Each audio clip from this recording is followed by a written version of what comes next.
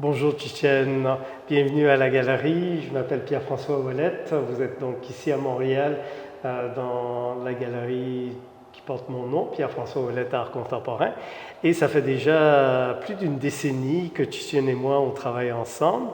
And it gives me great pleasure to present this new exhibition of Chih-Chien. So welcome Chih-Chien. Well, thank you, Pierre-François. I'm very happy to be able to show this new body of works. Like you said, we have been working together for more than 10 years, and every time is a challenge because somehow I think of what I have done, I think of what was surrounding me, and I think of how to respond to them with my own voice. And image making is always a process that could be very easy, but could also be very draining. And this time, I think this body of work somehow is an opportunity for me to review the process of representation of images, our connection to images, through the surface of something, through the surface of the paper, through the surface of the digital details, and through the surface of a skin, to try to see if we are able or if we could still maintain the kind of openness to see through the representation themselves and then to question what's behind or what's not being told through these pictures. So when you mentioned the representation, so they're a representation of the status of the world, of your life. Can you tell us more about this idea of the status? Yeah, I think to represent the world is it's not easy and also probably not my main ambition. Like, I think to be able to stand here, look at there with a critical and open perspective, I think is more important. So somehow, for example, for this big image, I struggle a little bit. I was not sure if I should use this one or not, because somehow, when I first look at this image, I think of more of fire. But this was actually before all the wildfire happening in Canada. It was before the summertime.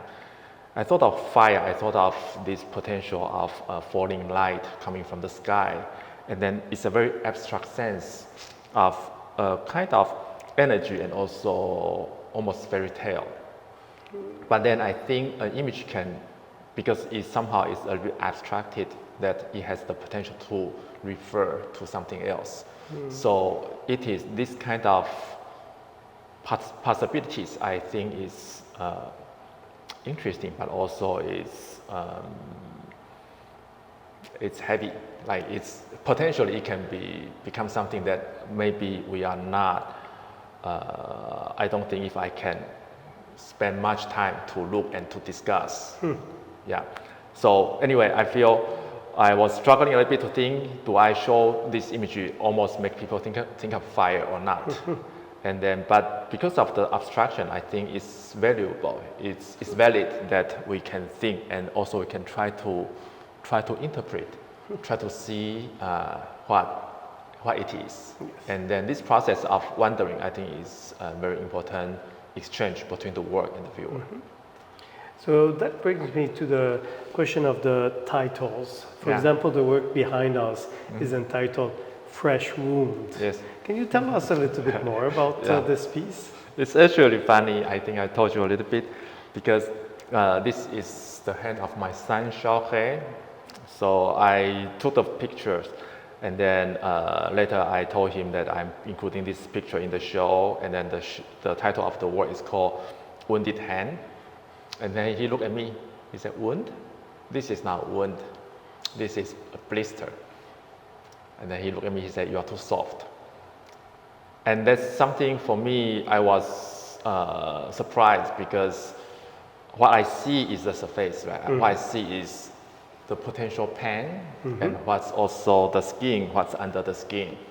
And flesh usually is, because it's usually protected, somehow I feel this imply certain degree of suffering. But for him, he didn't see it as a suffer. And I'm curious about that kind of perception partially because we try to understand, we try to maintain this this possibility to understand the other people's vision, perception, right? But partially, there is also different kind of misunderstanding. And this misunderstanding doesn't mean that he didn't have pain. I believe he does because it's painful. Mm-hmm. But he didn't think of it as pain. Yeah. And Chih-Chien, by talking about blister, I know it's not a reference in the title or in the work. You actually told me that it was a blister that happened through gymnastics. Yes. Yeah. And for me, it really struck a chord because also, even though it looks painful, it's about stamina, it's about resilience, it's about persevering into something like a sport where we all aspire about excellence in sport. So there's this kind of like idea that you're pushing yourself, but there might be pain when you're pushing yourself. Yes, exactly. This is a kind of training, and the training itself is to improve, to be better. And this training itself is also, I think, partially is also learning to change perspective, learning to think of it from a different angle. For example, he had to learn to think this is just the body. And for me, without this kind of training, for body and me is very connected, right? We are together, this is my body. But for him, he could still think this pain is just the body, not him. And this separation is a very philosophical one, I would say. But also, it's a training, I believe, not only applied to gymnastic athletes, different kind of athletes, or even to someone who had to do something even harsher. Like thinking of, because last year when I was producing the other work, I was totally drawn into that tension like happening in the world, right? The war itself, and then this act of going to the battlefield and then to sustain any potential harm.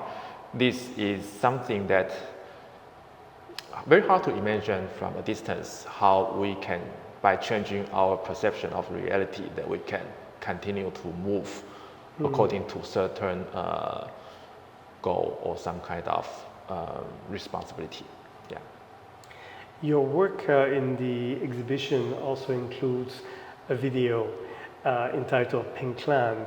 There is a very repetitive music score also. Can you tell us a little bit about how the video informs the images that we're seeing in the show, but also in itself?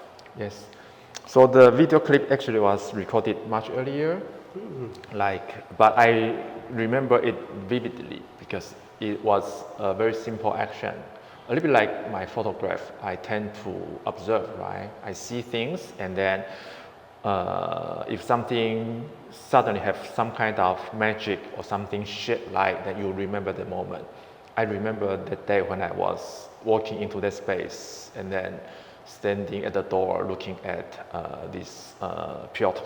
He was rehearsing his organ, and I was standing there looking and then gradually taking out my camera and then standing from far away, walking closer and closer and closer, and then walking around the space. Everything was shot in one single shot, and it was a time I think nowadays it's precious because we are just in a very fast society now. Like we cannot spend time. We don't feel it's not easy to slow down. But I wish I could share this process of time, like to let people slow down and then to observe, like what I was looking at him from a distance, looking at the surroundings, looking at the little plate of bread and food, and then looking at what's his tattoo, looking at how he making mistake on the keyboards and how he intentionally repeat his own mistake and how he built up his music. And that is it's a kind of improvisation that is built up along how time was developing in the process. So the part of sound I find is very interesting and stay in me. And then until this year, I started to look at these images and then thinking of what has been happening around us. And of course, there was some kind of longing for hope, like hoping something can be better resolved, something can be maybe more reasonable, something just could be better, and then feeling that this kind of longing for a better future is probably happening everywhere, but also hard to achieve. I don't know if this expectation is still a kind of naive hope, but I think there will be something. I hope there will be something. So I'm trying to see how this repetition of music, the build-up of expectation towards something, can merge with the content, the important event, which I think or either trouble or inspire us, and then in combining with different imageries that I find can fit into this kind of energy. And another thing just technically happening is because image making right now is very open, right? Technology is changing, and digital cameras or like cell phones or artificial intelligence, there are many different ways to produce and to enhance images. And at the time when I was producing the work, I also noticed my cameras was broken. So in the camera, there's an important piece, it's a gyroscope, which is creating balance. So it's a stabilization system. So even if we shake, our image is not shaky. And it's different than the old camera when we are using analog cameras. Yes. If your hand is not stable, then you don't have a stable image. That's all. But now you can shake, you still have a good image because the gyroscope. Yeah. So, but the gyroscope is not only used in cell phone; it's used in drone. Lots of drone, they can fly. They can accomplish their task because of gyroscope to provide the kind of balance. And balance is something I think interesting in this body of work, that are we still able to see the balance, or if the balance is broken, if we are out of balance, and how do we continue? So there are lots of images, photos or videos created by this broken gyroscope camera. Thank you. Chih-Chien, for the viewer, is there a site where we'll be able to see a clip of that video? Interesting. Maybe, yeah, why not? Maybe we could choose one clip, like 1 minute, and then put it either share on the YouTube channel. I think that would be nice. Yes. Because also what I find interesting is that the video does inform the photographs that you're presenting here. Yes. And I do believe that when I'm looking around the works in this show, and the viewers can go on the website to look at the single images, we can notice the aesthetic that has been associated with you for a long time. And hearing you talk about the state of the world today and the notion of can we find hope, I think that's one of the elements that are being brought here is a resilience both of nature and of man. Yes. Yes. So, it's, I think we, either intentional or not, we are trained that we are getting stronger somehow. We are learning to adapt nature as well.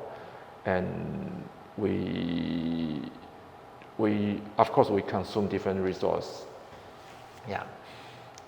But because I'm also teaching, so very often I was talking to students, and one subject last year I brought up, and then they all very much also agree and share, was this accumulation of guilt, that we every day need to think a lot and every day we need to make very conscious decision toward different things, because the amount of information we have received enable us to understand something which is beyond the surface value, and that kind of knowledge somehow also make life a little bit heavier, that we quite often are conscious that maybe I didn't do enough. And this kind of guilt, I feel, is especially with this young mind, like my students or my son, I feel it's not very fair, because they need to survive through this guilt. And yeah, but it's also a kind of training. I think maybe for me, I feel I worry. I worry this too much, and then maybe for the younger people, when they are so strong and when they are going through this training, they actually know how to fight, and being able to fight, meaning there's a future. Thank you. I think that this is a really beautiful way to conclude this moment that we're spending together within the show. So thank you very much, and thank you, Chih-Chien, also for what you're bringing to your students, to the viewer. I think your sensibility is really what makes art meaningful today. So thank you very much. Thank you, Pierre-François.